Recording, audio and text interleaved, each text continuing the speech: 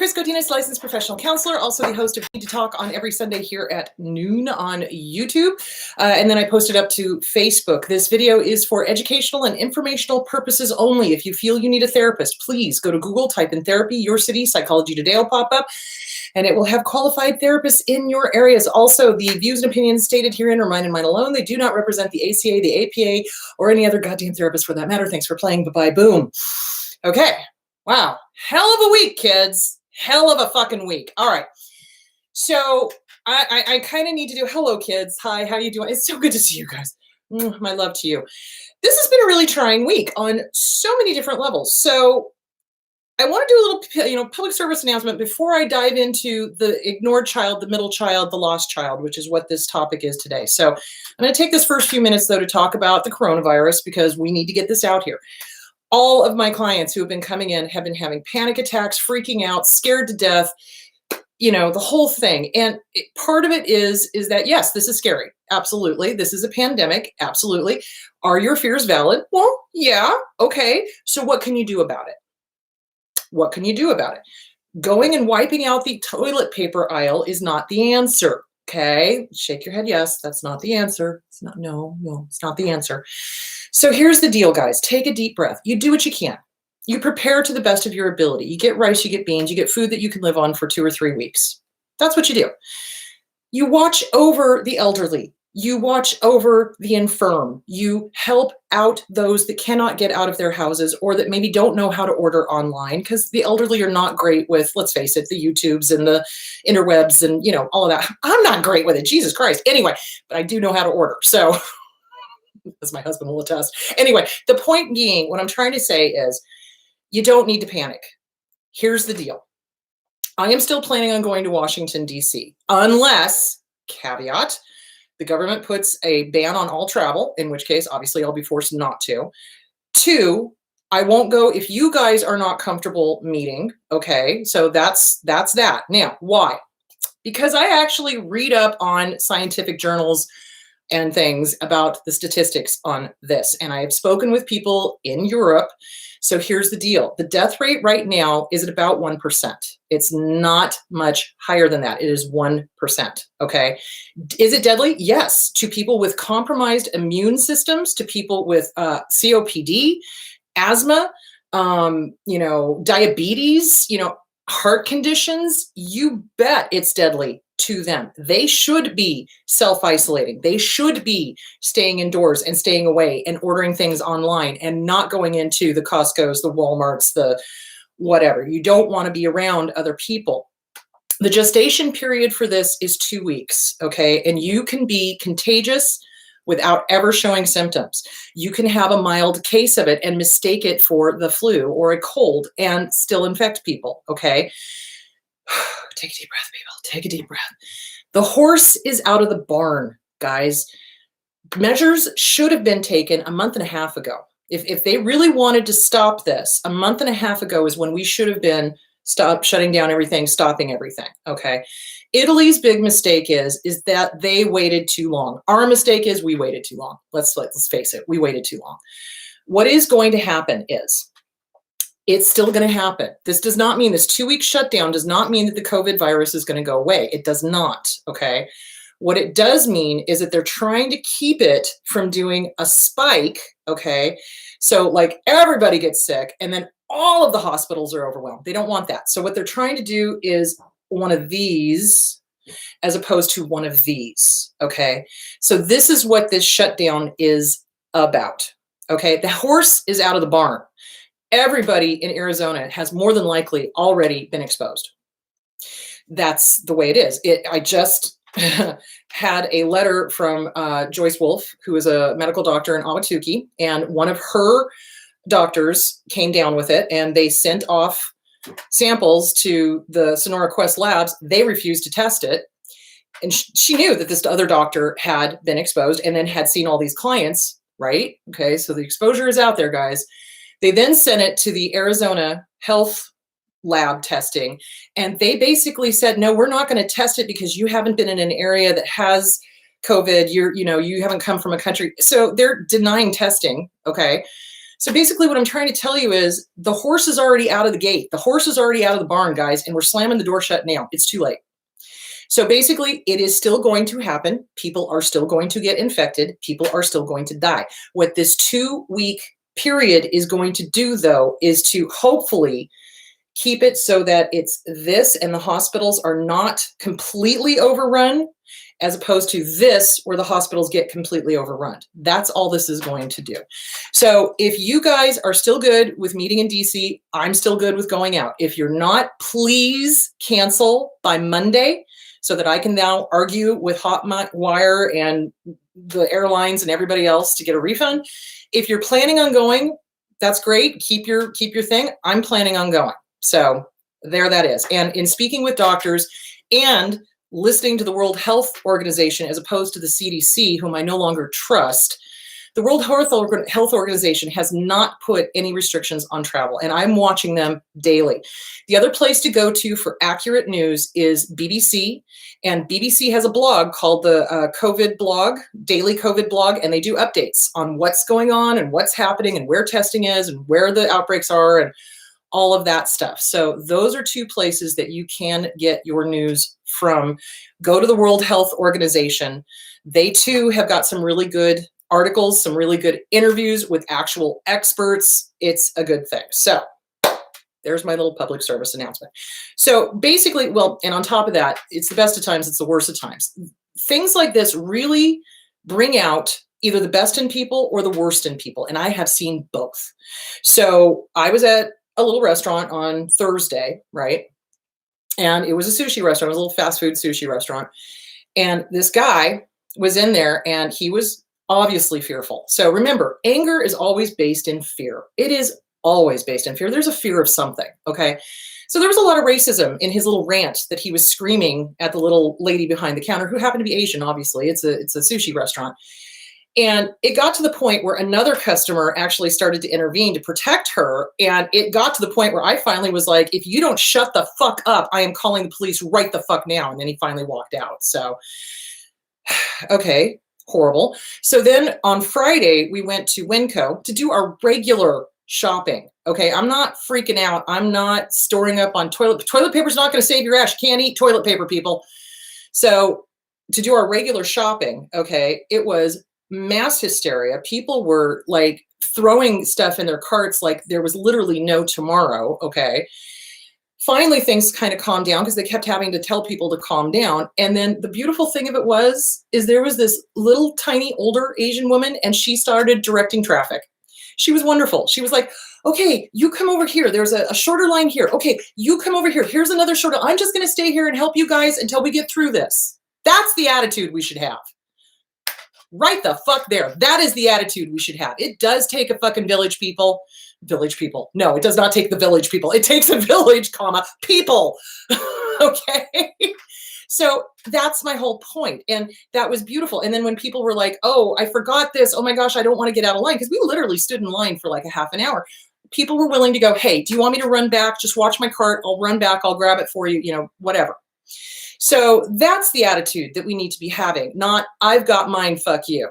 Okay? Not, this is all your fault. No, this is no one individual's fault. Okay? This is government issues. It should have been handled in fucking China when it first started. It wasn't.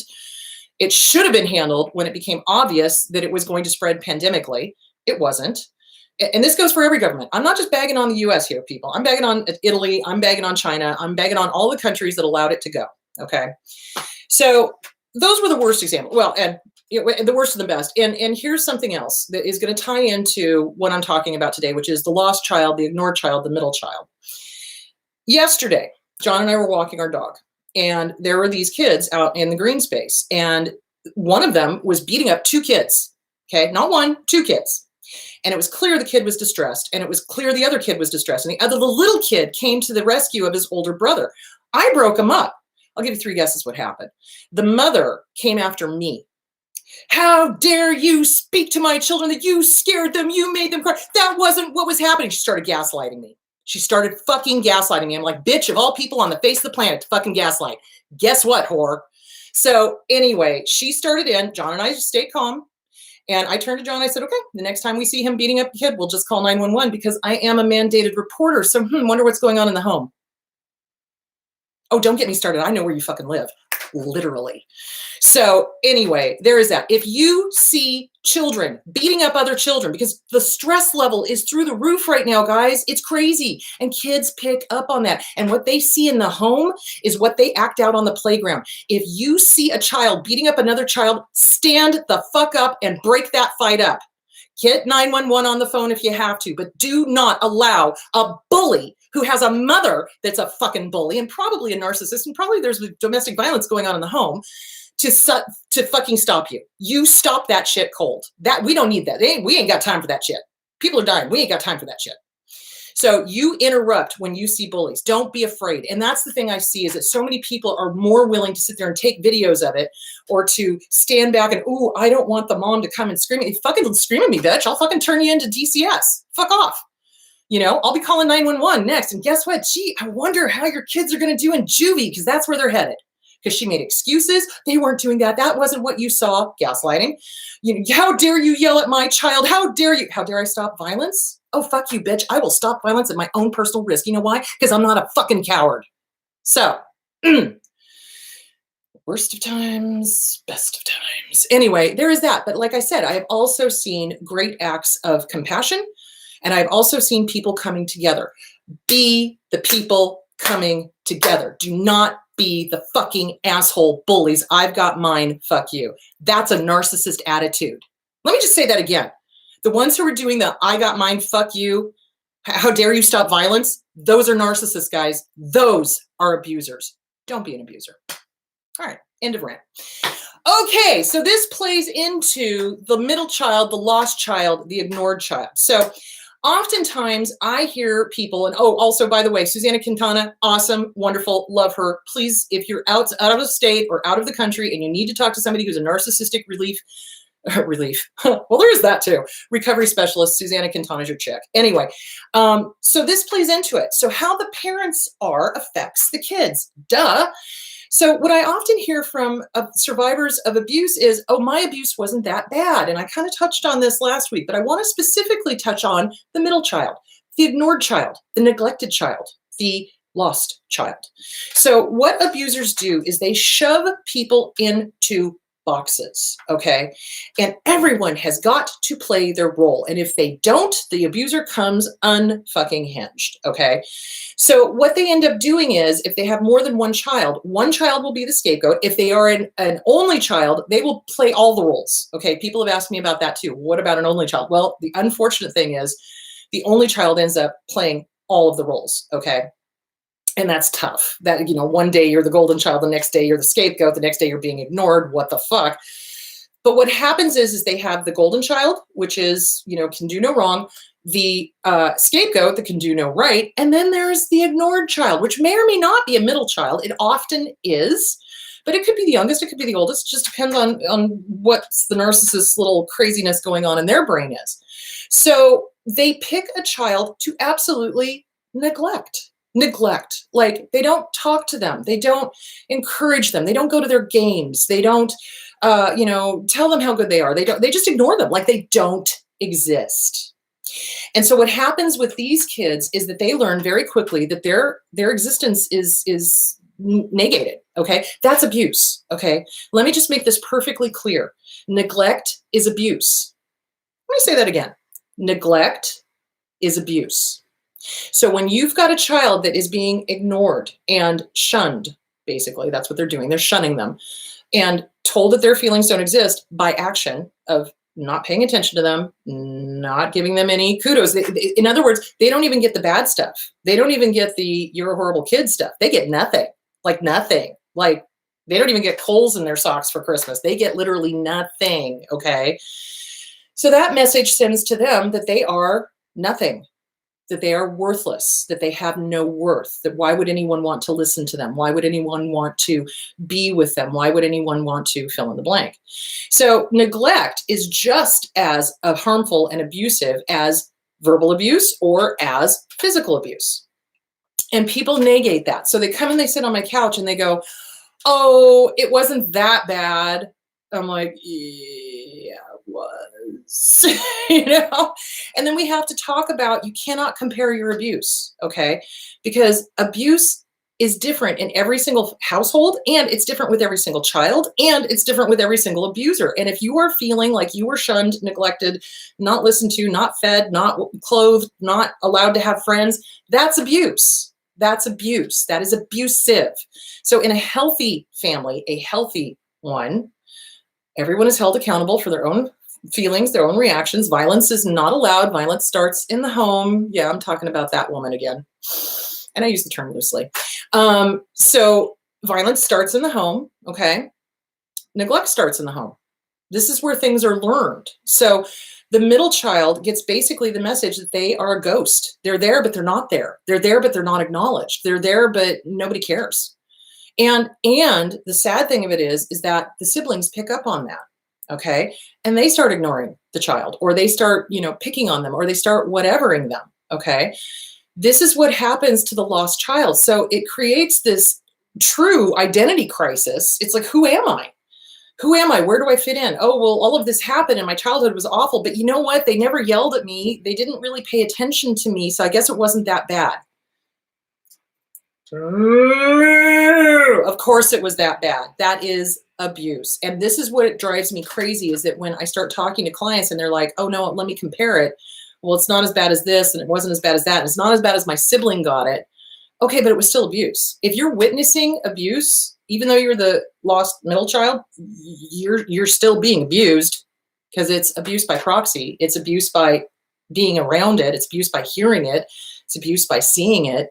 In healthy, normal families, that does not occur. Every child is valued, okay? And there's no boxes. So that's the thing I think that blows most lost children's minds, is that when they start going out into the real world, okay, away from their abusers, and they start figuring out who they are, they keep trying to put boxes on themselves, and they keep trying to put boxes on other people, because that's what they were taught. So in a healthy world, that does not occur. There are no boxes. You don't have roles for kids to play. You don't neglect a child. One of the favorite ways that abusers do this is that they will give the golden child everything, okay? They'll scream and yell at the scapegoat, and the middle child gets literally nothing. So like, for example, if food is an issue in the family, the golden child can eat whatever they want, but the scapegoat and the middle child are not allowed to eat whatever they want, okay? And they're forced to account for every soda, every potato chip, every whatever. And God forbid they take more than their quote unquote fair share, according to the abuser.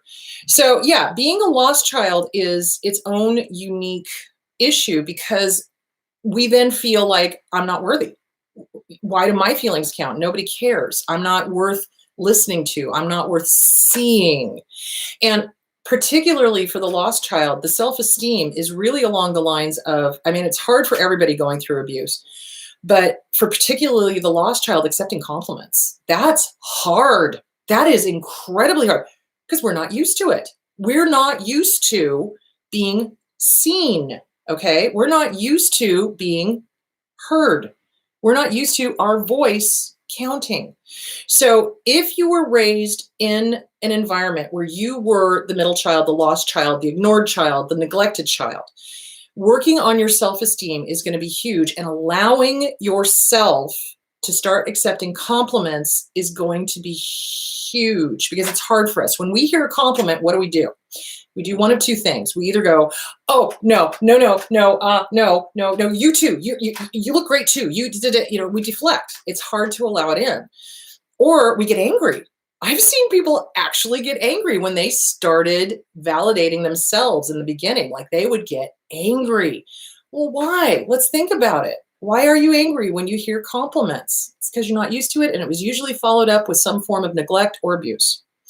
So it's a really good idea to get, I love You Are a Badass by Jen Sincero. That is another great self-esteem book. If you don't like Glenn Schiraldi, because some people are like, I can't do it. I'm like, okay, well then find another one. Don't just, stop.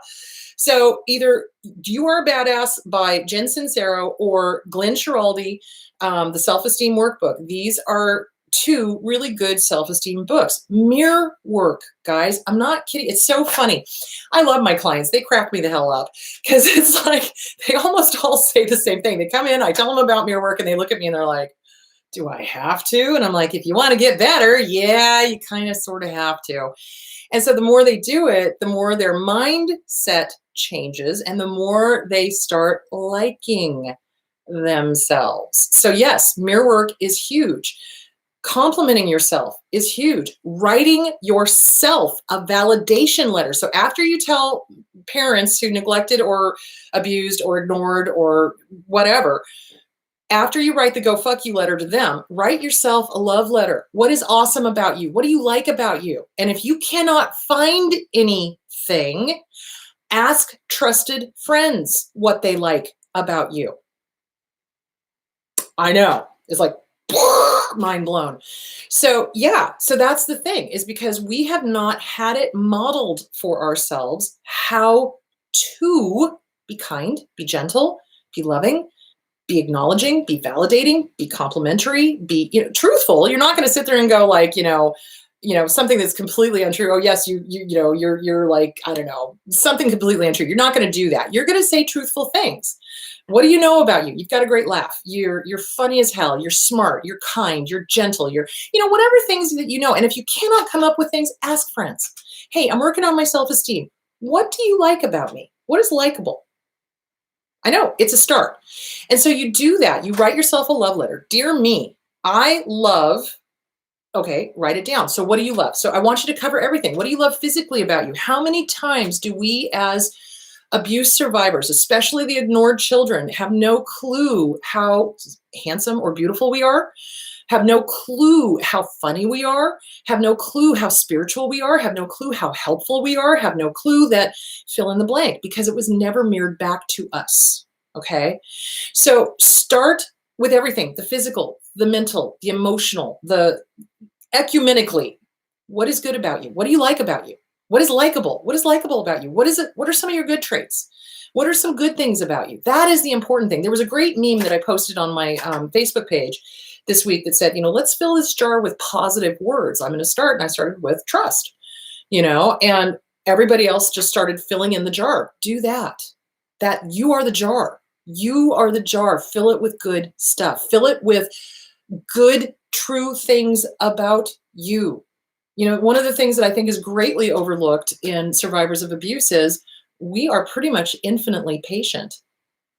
Think about it. Doesn't always turn out well, because in that patientness that we have, we allow our abuser to continue to do whatever they're doing. But really, when you think about it, we're really good at patience,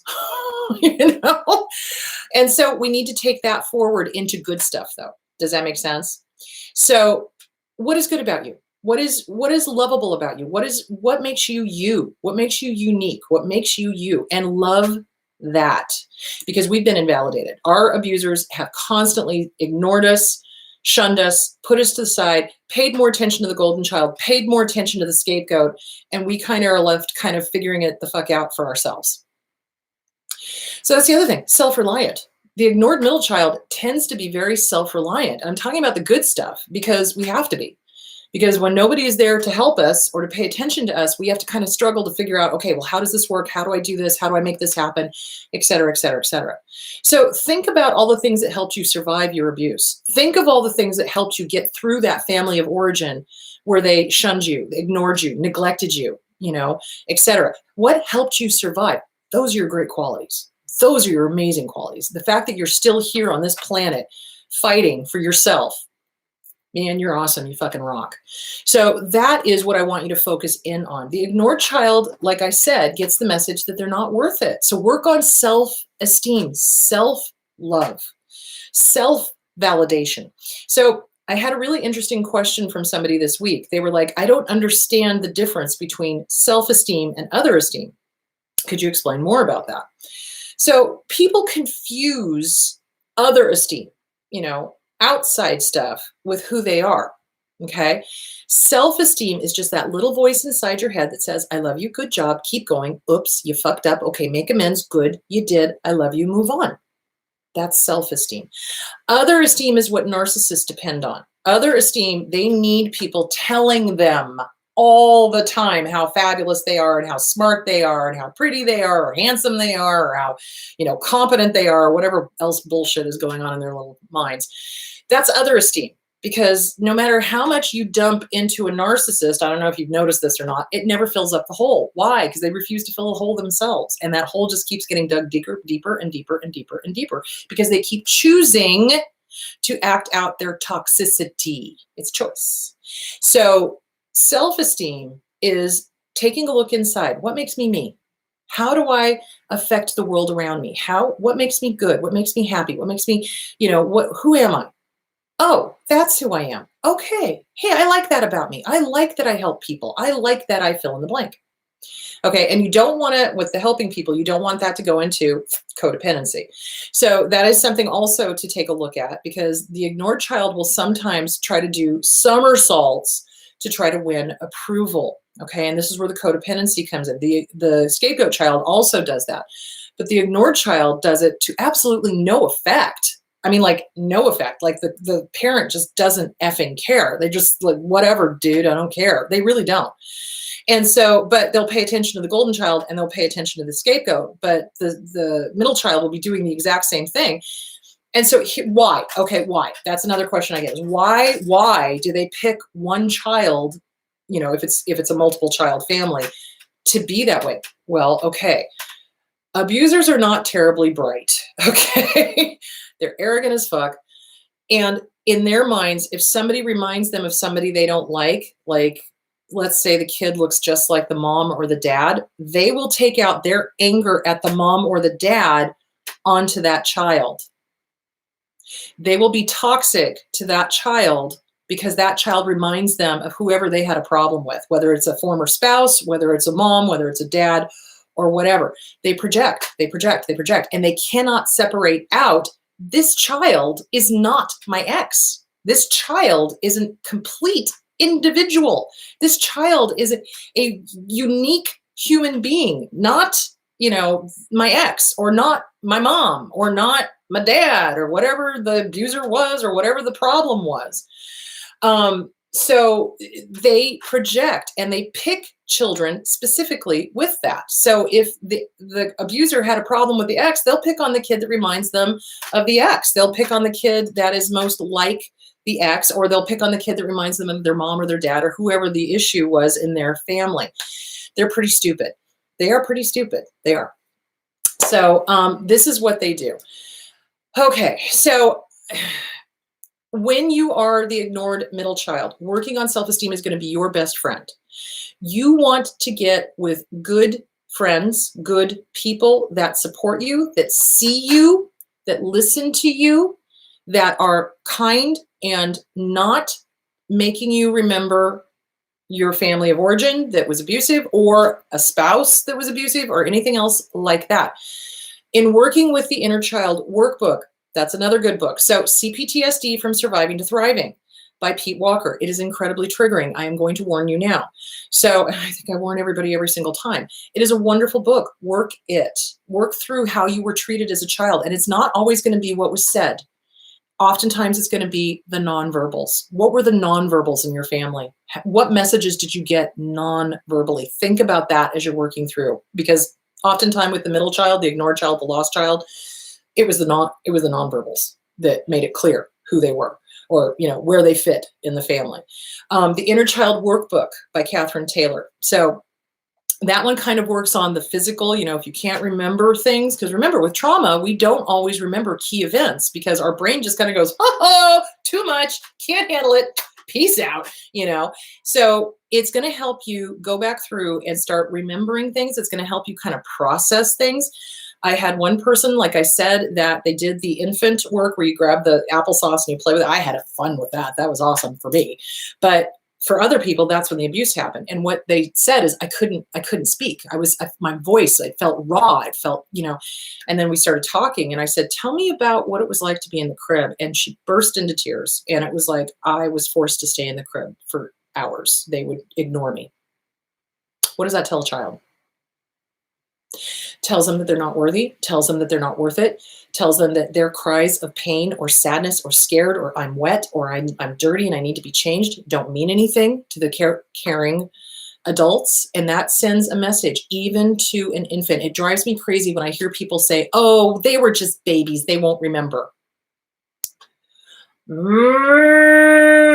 We remember Body Wise, The Body Keeps Score. Great book. Don't know who wrote it, but it's a great book. The Body Keeps Score. So when working on all of this stuff, do it both intellectually, like with the CPTSD book, but also do it from a body work type of thought, okay? Because abusers don't just abuse physically or verbally, they abuse non-verbally. So, heavy topic, heavy fucking week. God. All right, so let's take some questions, shall we? Okay, here we go. All right, hold on. Let me get over here. Okay, how do we deal with all the fear in the world while trying to deal with our own panic and our own emotional pain due to narcissists? Self-care. Okay, seriously, self-care. So here's the thing. What helps with me is the Buddhist worry chart. Is there a problem? Yes, there is. Can we do something about it? Well, yes, I can take steps to, stay away from people that are coughing, make sure we have plenty of food in the house. I'm not going to worry about the toilet paper, Jesus Christ. That type of thing. You do what you can, and then you let the rest go because a lot of it is out of our control. Let me just say that again. Fear is a lot having to do with being out of control. And with this pandemic, we are out of control. There's not a lot we can control at this point. If I could wave a magic wand and make the government behave, I fucking would, but I can't. So I do what I can. Okay. You take precautions, you wash your hands. And I'm guilty of touching my face. I touch my face all the time. I scratch my ears. I do everything. So it's changing some behavior and habits. So be conscious of, nope, don't want to touch my face, wash your hands frequently. There's a reason why in all the doctor's offices, they have those notes up that say, please wash your hands in between each patient. Why? To stop the transmission of disease. It's not just up there aesthetically to be like, oh, look, we're being clean. No, it's to stop the transmission of disease. So wash your hands frequently if you're touching stuff or if you're on areas where people could have been coughing or sneezing. Make sure that you're being very vigilant about not touching your face. And I'm guilty of that. I'll tell you right now, I touch my face all the time and I have to be like, nope, down, Simba. So yeah, so you got to just do that. So how do you soothe your own panic? You do what you can. Okay, good. You've done everything you can. Great. You have done the best you can. You've self-isolated. You're doing social distancing. You're, paying attention to your environment, your surroundings. You're not, being close to people if they're coughing, et cetera, et cetera, et cetera. Take a deep breath. The death rate is 1%, which means that 99% of the people are going to survive. Let me just say that again. The death rate is 1%. 99% of the people are going to survive. What's going to happen is people with good immune systems are going to probably get a mild case of it or no case of it. There's a lot of asymptomatic cases out there, okay? The ones who are going to get hit the worst with it, like I said, are those with lung disease, heart disease, COPD, asthma, underlying health issues already there. You do what you can. You cannot control this. This is out of control, guys. What you can do is, how can you help other people? Who's elderly in your neighborhood that didn't get toilet paper because some jackwagon decided that they needed to have 10 years worth of it? Or they think that they're going to turn around and sell it and use it as a commodity. That's also what I've been hearing. So you soothe your fears by doing what you can and reminding yourself, I'm out of control. There's nothing I can do. So why worry? It's already out of the gate, guys. The horse is already out of the gate. I've already said that. It's going to happen. It's not if, it's when. And what like I said, they're trying to do is they're trying to keep it this as opposed to this. So what you do is you soothe yourself. Now, how do you do that it reminds us, and that's a good question. It reminds us of the abuse we went through, because how unpredictable was the abuser? I always said my dad was like a loose cannon, and you never knew when he was going to go off and who he was going to take out as he, sailed across the ship the other direction. So yes, it does remind us of our abuse. This feels very abusive. It does. It's not fair. It's not fair. Death sucks. You know, this whole thing sucks. The way it's been handled sucks. So I'm going to itch my face again. Ah, okay. So, but the point being is you do what you can.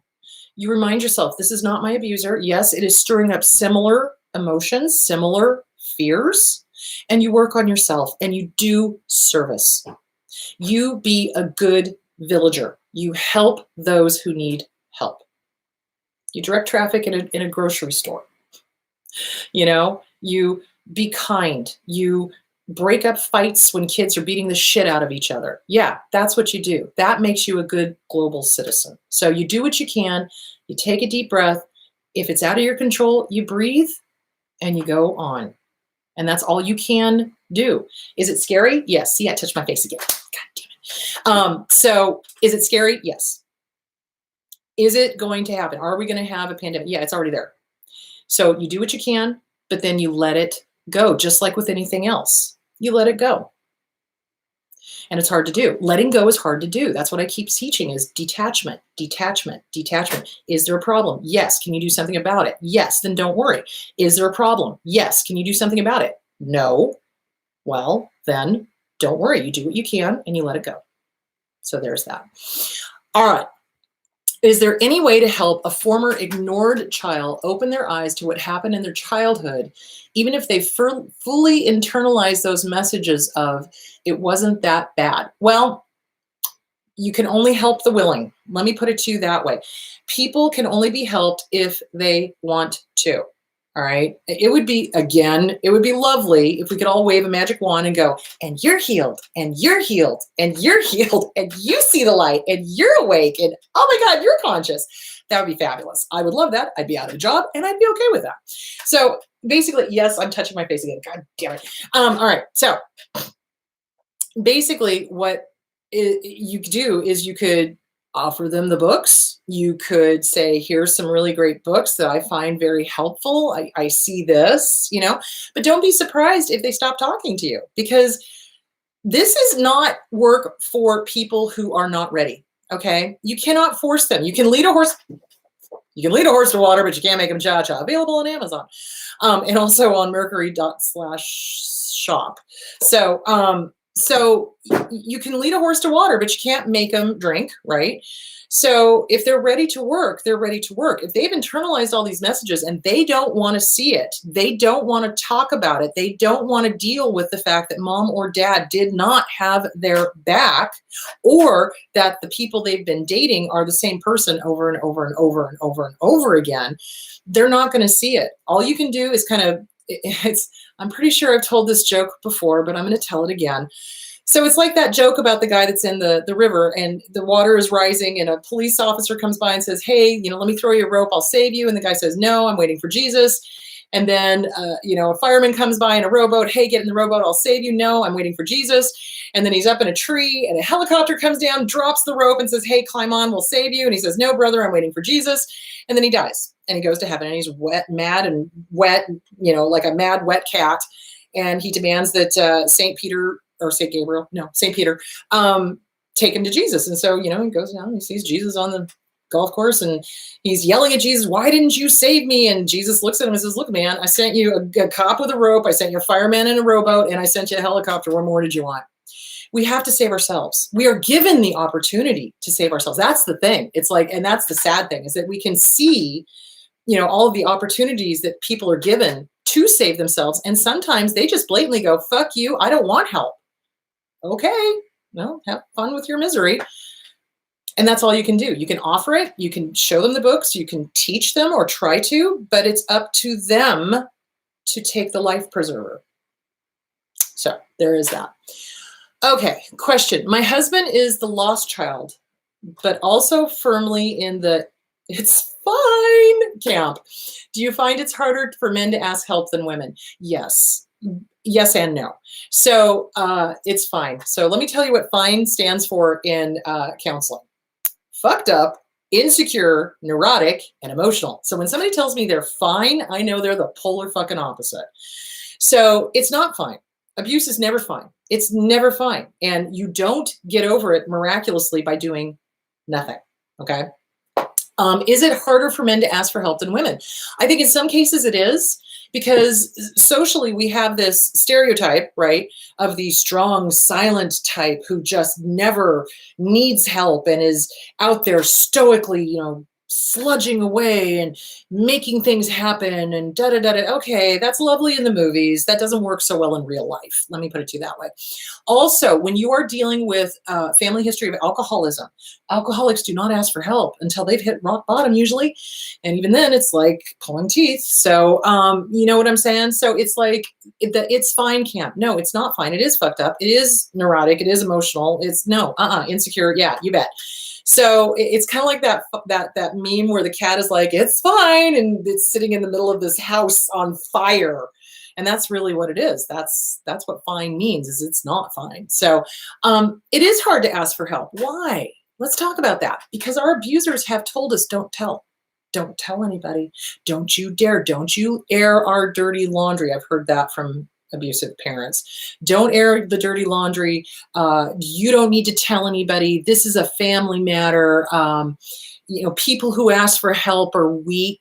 No, the people who don't ask for help are the dumbasses. Seriously. So they teach their kids that, though, because they do not want to be exposed for the abuser that they are.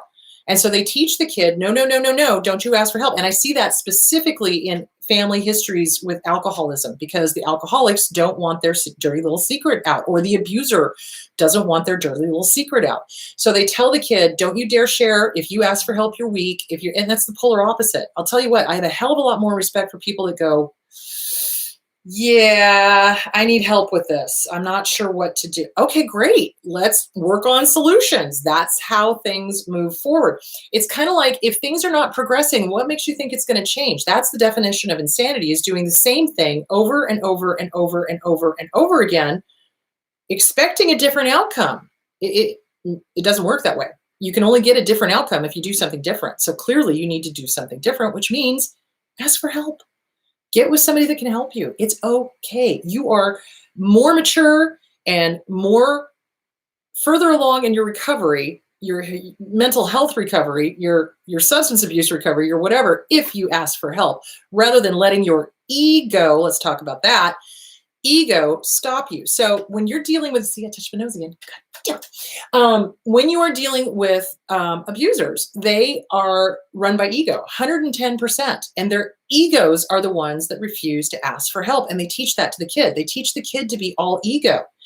So when you don't have an ego, you don't mind asking for help because you don't care what other people think. So what? So they think I'm weak. So what? Who cares? I'm bettering myself. Fuck you. You see where I'm going with that?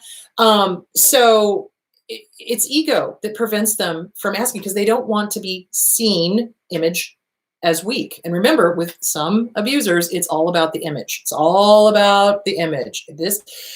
Pay no attention to the man behind the curtain. It's all about the image. Do you see where I'm going with that? So it is hard for people to ask for help. It's equally hard for women to ask for help. But yeah, I do seem to find that men have a harder time, because asking for help has been connected by the abuser to their masculinity. And that's wrong. And boy, I'll tell you what, abusers love to emasculate their male children. They do. Both the male and the female abusers. Neither one of them has a corner market on that. So they connect asking for help connected with their masculinity. If you ask for help, that you're somehow less than a man, which is a load of shit. You're more of a man if you're asking for help, because it says to me you're self-aware and you're doing something to better yourself. So there you go. All right. Hope I answered that question. All right. So if abusive parents go through a healing program, is it then permissible to give them a second chance? Define healing program. So read The Object of My Affection is in My Reflection, Coping with a Narcissist by Raquel Lerner. Also read Stop Walking on Eggshells by Randi, R-A-N-D-I, Krieger, K-R-E-G-E-R.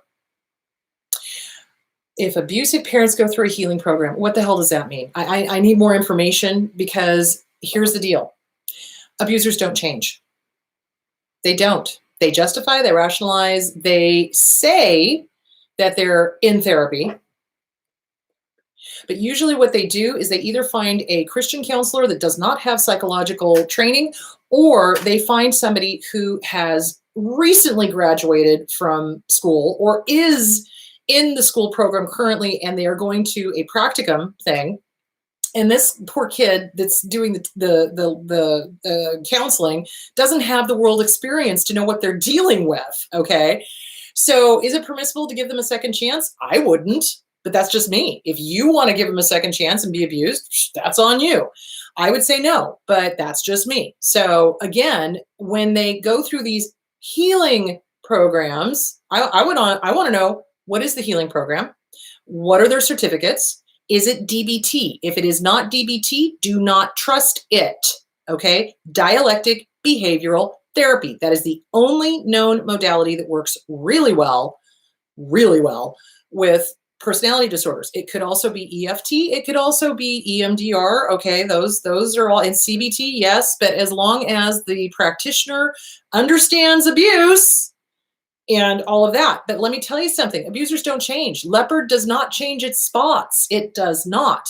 And what usually happens is they go through one of these healing programs, they come out with a bunch of psychological jargons, and they know how to psychologically manipulate a little bit better because they start throwing out psychological terms. So anybody who's not a psychologist or a counselor who starts throwing out psychological terms, y'all need to be a little careful of.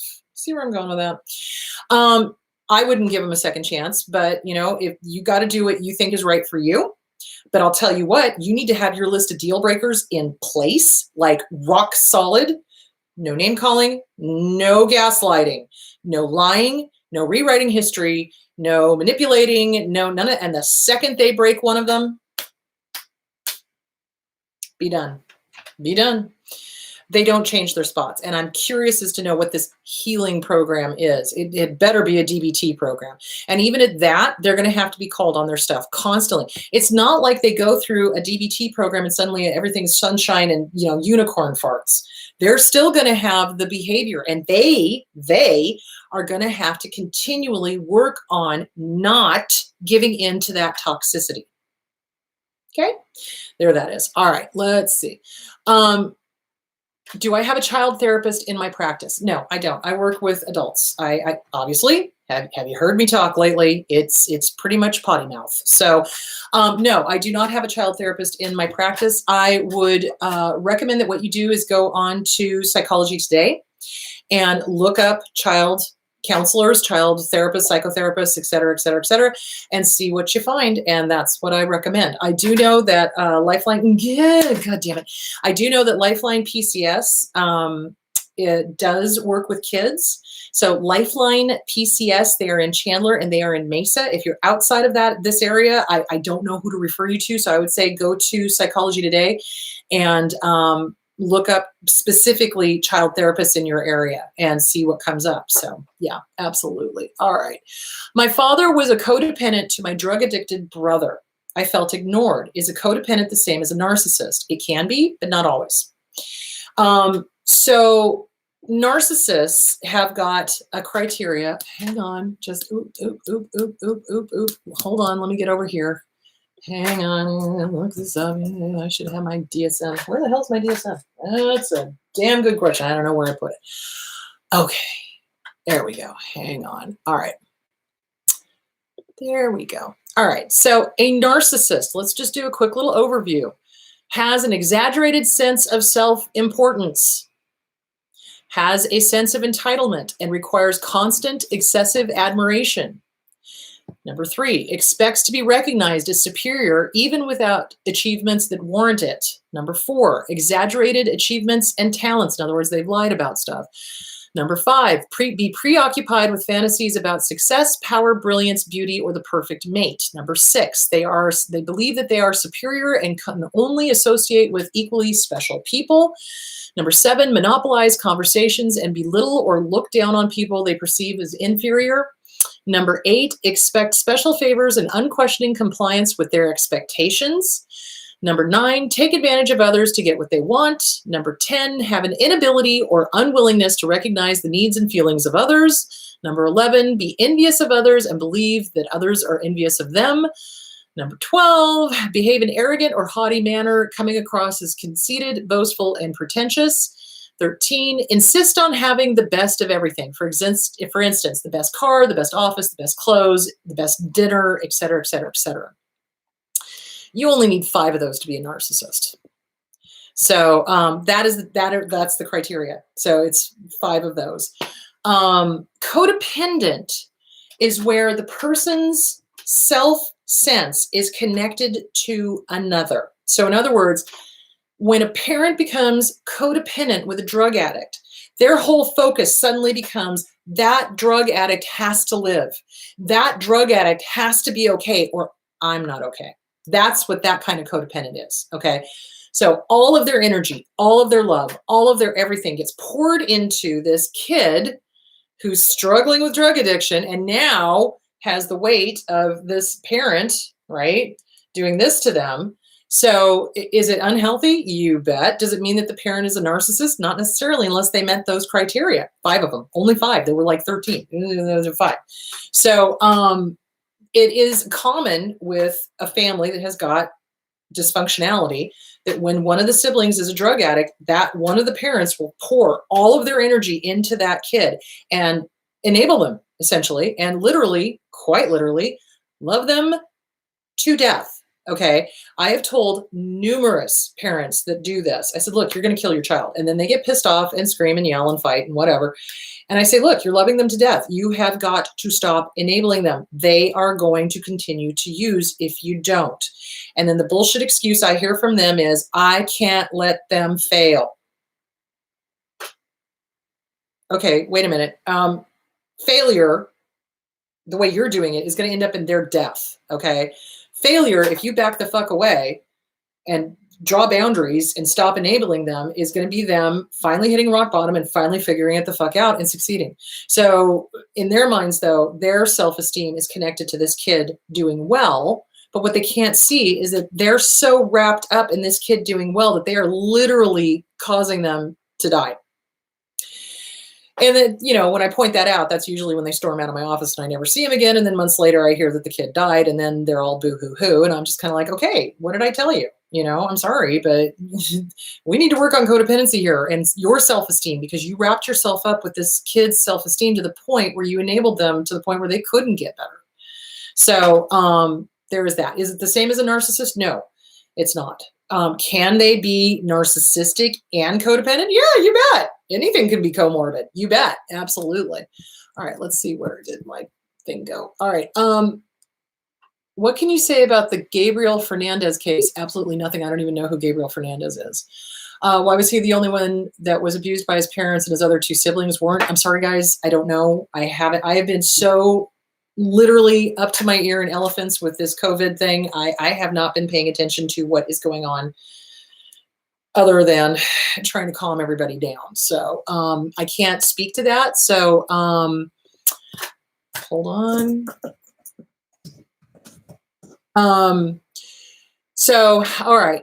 Can abusers pick a child that reminds them of someone else other than their abuser? For example, a mother-in-law who she disliked but wasn't abused by her. Oh, I don't think I understand that question. I'm really sorry, guys. Sometimes it's really hard for me to figure out what's being asked here. Can abusers pick a child that reminds them of someone else other than their abuser? For example, a mother-in-law who she still disliked but wasn't abused by her. Well, yeah, they absolutely. They'll pick on, if the kid reminds them of anybody that they didn't like, yeah, they will go full bore and, you're just like this person, you're just like this person. And that's something that abusers do, is, oh, you're just like so-and-so. No, this kid is their own individual person. Hello. Yeah, they can do that. Yeah, absolutely. I hope I read that right. If I didn't, please feel free to ask the question again, or please feel free to IM me on Facebook to get clarification. All right. When PTSD and abuse make us live in isolation, it is like torture too. What are the effects of such isolation? Oh my gosh, agoraphobia. Yeah. So when we isolate, and this is something else to think about, guys, with this enforced 2-week period, a lot of kids go to school to escape their abusers. A lot of kids are now being forced to be at home with their abusers. So please keep your ears open. If you hear anything remotely that sounds like a kid is getting beaten or a kid is being harmed, call the police. Don't even ask questions. Call the police. So living in isolation is torture. It is. We are social animals. We were meant to be around other people, you know? And the effects of such isolation is that we turn very much inwards and we start obsessing over physical symptoms. Again, with this whole COVID thing, people who are prone to hypochondria are having a really hard time with all of this. So, you know, we hyper focus on internal issues, physical issues, because we have control over that. It's all a control issue. It's the fear and it's like, what can I control? So it causes us to hyper focus on physical things. It causes us to be afraid of going out. It causes us to be afraid of reaching out for help. It causes all sorts of horrible things. So isolation leads to a lot of OCD issues, you know, and agoraphobia issues and things like that. So really important to get with a good therapist that understands PTSD, see PTSD, and start working on all of that so that you do not get trapped into your own mind and overthinking. That's what we do when there's no outside stimulation. What do? We overthink. So it's really important that you don't do that, that you get with a good trauma therapist and you start working on the agoraphobia, the OCD, et cetera, et cetera, et cetera. Question, I was the lost child. Is this why I don't speak and my brother spoke for me as a child? Probably. Sometimes what will happen is that one person in the family, one of the siblings, will speak up for the lost child because they know their voice will be heard and the other kids won't. Or if it's an abusive situation, they'll speak up to get their way. You know, it just depends on what's going on. But yeah, we learn very quickly, like I said, that our voice is not important, that we are not worthy of being listened to, that it's not, you know, that we don't count. And so sometimes other people will step in and speak up for us, you know, and yeah, that absolutely can happen. I totally agree with that. Okay, next question. Okay, where are we? Sorry, my scroller is not scrolling and I don't understand why. Okay. I was raised in a household where gifts from the good parent were given to make the child feel better after the bad parent had been abusive. What does that do for a child? Well, that connects abuse with rewards. So if I'm abused, I'm going to get a reward. So it's okay. And that also plays into the abusers, because what do abusers do? I love you, I love you, I love you, I hate you. Oh, I love you, I love you, I love you, I hate you. I'm going to love bomb you now because I've abused you to the point where you're going to walk out. And that primes us to stay in an abusive relationship because now we're like, oh, well, this is normal. They're normalizing the abuse. They're normalizing the love bombing. That's a form of love bombing. Instead of going, this was abusive, you're being abused, I'm going to save you, I'm going to protect you, we're going to get the hell out of here. They're giving you presents, which then perpetuates into romantic relationships where we get involved with an abuser who abuse. Now we're back to the love bombing phase. Oh, this is normal. This is what would happen in my household. This must be okay. Abuse. Oh, I'm going to leave. Nope. They're love bombing me. It's all good. Do you see where I'm going with that? So yeah, it's very dangerous. It is incredibly dangerous. It sets them up to be abused, basically, is what it does. So I would say strongly, get with a good therapist, get with a good trauma therapist, work this through. CPTSD from Surviving to Thriving by Pete Walker, The Inner Child Workbook by Catherine Taylor, The Disease to Please by Harriet Breaker. That's all about codependency. Self-Esteem Workbook by Glenn Schiraldi, You Are a Badass by Jen Sincero. All wonderful books. Start working them. You've got to get that broken in your mind that that's normal. That is not normal. That is not normal. That's love bombing. That's love bombing. That sets you up for the love bombing stuff. So yeah. How can we discern between an abuser and a person who is periodically impolite or acts superior and abusive? Well, here's the deal. If they are harming people, if they are putting people down, if they are being evil, if they are disregarding other people's feelings and emotions, and it is on a consistent basis, you're probably dealing with an abuser. And if they match 5 of those criteria that I just listed off about narcissism, it's probably going to I'm sorry, I just lost my train of thought. It's probably going to be an abuser because they've got the 5 criteria. That means they are absolutely in PD, which means they are probably pretty far down the spectrum, which means they're probably pretty close to a dark triad, which is psychopath. Hello, they don't care about other people's feelings, narcissist, and Machiavellian control freak. So there's that. How do you ensure the abuser takes therapy seriously? You don't. You don't, guys. You cannot love an abuser into health. You cannot force an abuser into health. Therapy will do nothing for them. They will never have that V8 moment where they go, oh my God, I've been an asshat. What the fuck? Oh, I'm going to change my way. Or they'll do that, but then they don't. They say they will. Pretty words, pretty words, pretty words, but actions do not match. So abusers don't take therapy seriously. They're very threatened by therapy. If they cannot manipulate that therapist in the first session or so, they will stop going, okay? Or, like I said, they will insist that you go to therapy with them. Never, listen to me now, believe me later, never, never go to therapy with an abuser, ever. Why? Because they will manipulate the therapist. And if they can't, they will then take whatever you said in therapy and use it to abuse you at a later date. And if they do that, you run. Do not walk to the nearest exit because that's what abusers do. They don't change, guys. They don't change. Therapy does not help them. Let me just say that again. Therapy does not help the perpetrators. It doesn't. It just doesn't. All right. My husband is a grown adult, is still being financially controlled and love bombed by his mother. It's starting to affect our marriage. How do I help him not be manipulated? Well, first of all, he's got to see that there's a problem. If he doesn't see that there's a problem, you are going to be fighting a losing battle.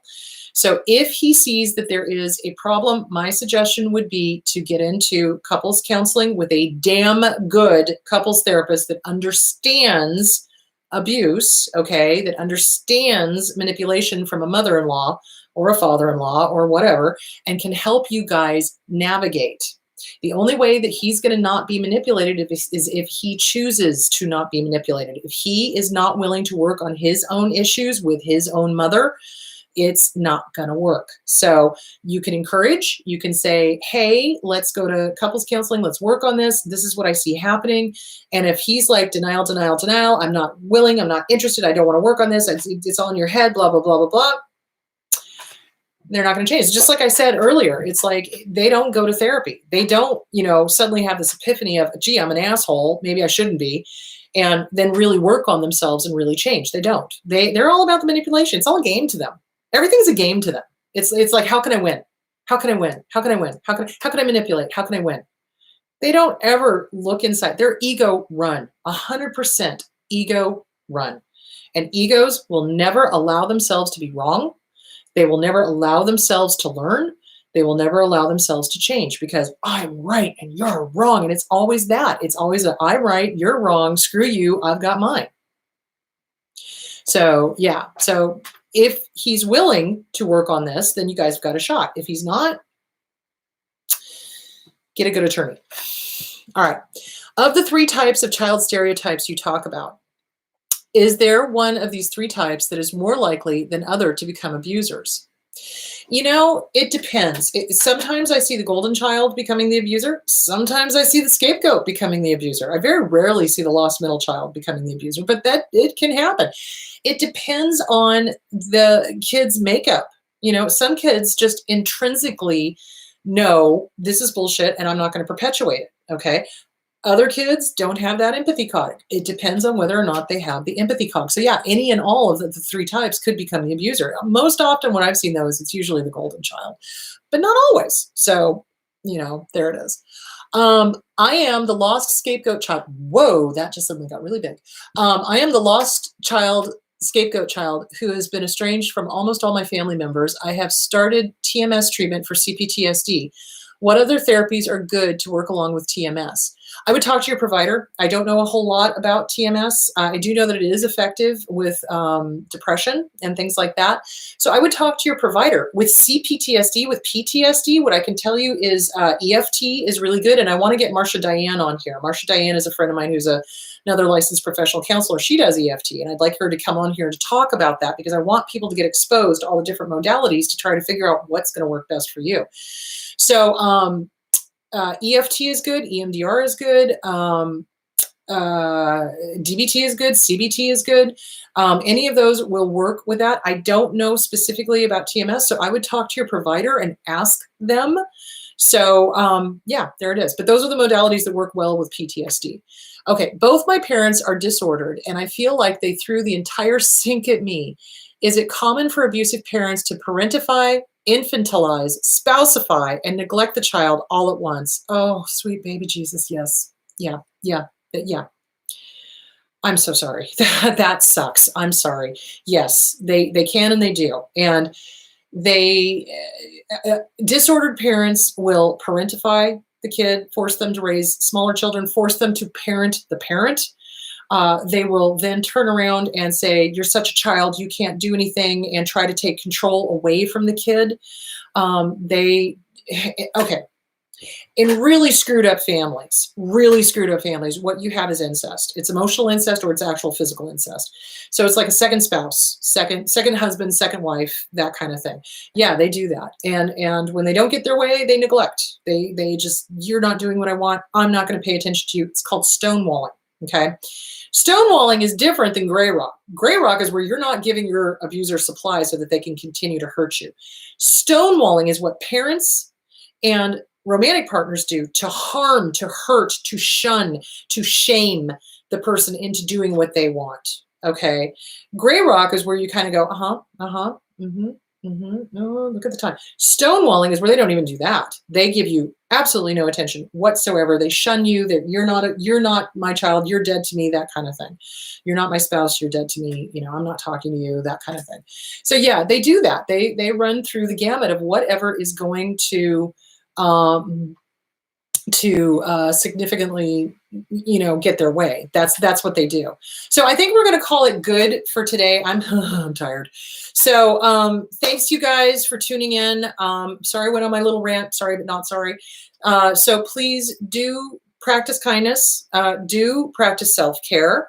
Remember the Buddhist worry chart. Is there a problem? Yes. Can you do something about it? Yes. Then don't worry. Is there a problem? Yes. Can you do something about it? No. Well, then don't worry. You do the best you can and you move on with your life. If you are going to the Washington, D.C. thing and you're thinking about canceling, I need you guys to cancel by Monday because otherwise I'm going. So I'll be in DC next weekend. So if for some reason there's a shutdown, I'm going to have to stay with one of you. So anyway, there's that. Please do let me know though by Monday if you're going to be canceling or not. And I will do it at your guys' discretion. If you're uncomfortable meeting, then I won't go. Okay. But if you're comfortable meeting, I'm perfectly okay going. Cause like I said, the horse is out of the barn. We're shutting the gates way too late. So be good, breathe, write out your fears, write and burn, get it out of your head, get it onto paper. So you're not sitting there ruminating. That's the best thing you can do. All right, kids, be good, be kind, please be kind. Ain't nobody got time for this shit. Ain't nobody got time for narcissistic bullshit. And that's what I see happening. So help the elderly, help kids that you see or hear are being abused, call the police. Don't even hesitate. And that's it. All right, my loves, I will talk to you next week and I will let you know what the topic is going to be. I'm going to be doing it on the fly. If I am in Washington, I will be doing it on the fly. I will be hopefully looking at the cherry blossoms. I'm looking forward to that. I know everything else is closed, so I get to meditate with cherry blossoms. Makes me happy. Unless, of course, you guys decide to cancel. So, but let me know by Monday, because if I don't hear you guys by Monday, I'm going. So there it is. All right. Be good. And I will talk to you. Where the hell is my cursor? Oh my God. Okay. Be good. And I will talk to you next week. Talk to you later. Bye.